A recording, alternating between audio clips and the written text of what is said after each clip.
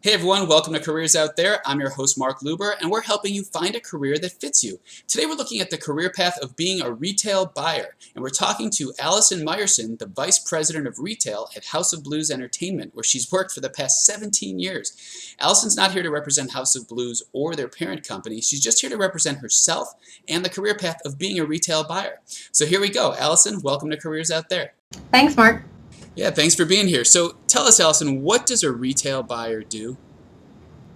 Well, I was a buyer for years, and now I oversee buyers, but the primary responsibilities of a buyer are to place reorders for existing product and replenishment, as well as create new orders for new products that have just been recently developed, analyzing that data and going through the numbers on a daily or weekly basis. Your primary responsibility is the buying, but if you are noticing that there's sluggish product, then that's the time to bring it up and talk about, do we need to make some decisions here, take some markdowns, how are we addressing these issues?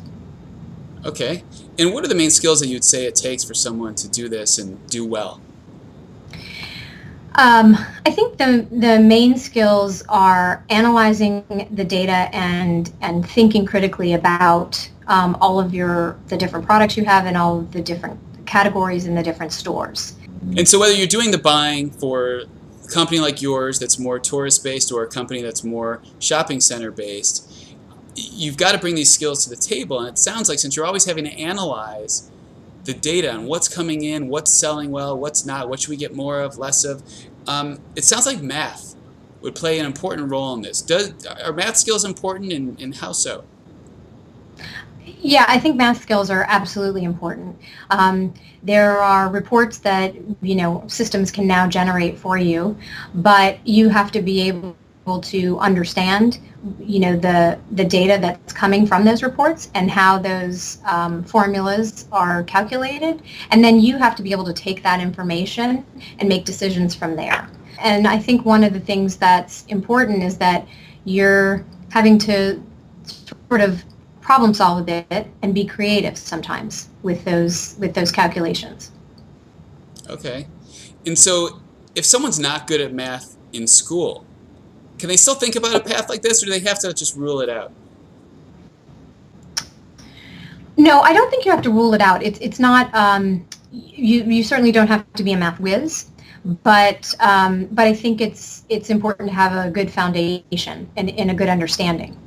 Paint a picture for us of a real-life scenario of a decision you would have to make, either to order more or order less. What's happening and why? You get in some products of maybe their hats, and the sell-through is faster than you expected, that you anticipated. So all of a sudden you're looking at your reports and you're saying, oh wow, based on this sell-through rate, we're going to be out of this product in 4 weeks. And the reorder timeline, from China perhaps, where we've gotten them, or that's the best price to get them, that's going to be at least a 12-week turnaround. But we don't want to be out of product for that long.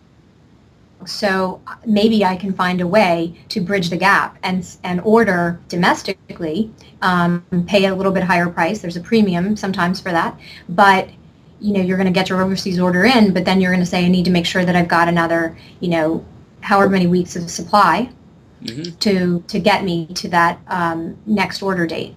So you have to be careful with those numbers because you're paying a little bit of a premium, and so you're sacrificing some of your margin to be able to do that. But it's better to be able to have products in your store that are selling.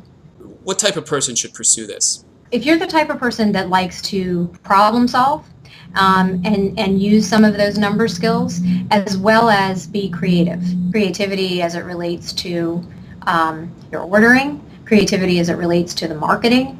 There are a lot of different ways, even creativity as it relates to product development. All right, so if this mix of work and skills sounds fun to you guys, do what Allison says. Get out there and get experience in retail. Get a job in retail and get started. Allison, thanks for joining us today. Thanks. Thanks again for watching, everybody. You can watch a full episode of Allison and I talking more in depth about retail buying careers at careersoutthere.com.